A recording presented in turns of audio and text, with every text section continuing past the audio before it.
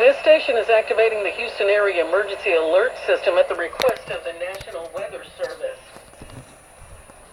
Because of a flood watch in the following counties: Montgomery County, Liberty, Waller, Harris, Chambers, Brazoria, Galveston, and Fort Bend have a flood watch until 9:10 this evening. Again, that is Montgomery, Liberty, Waller, Harris, Chambers, Brazoria, Galveston, Fort Bend, and we're looking at a flood watch.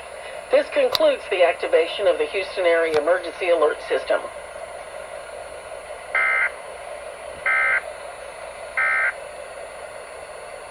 Remember, when news breaks out, we break in.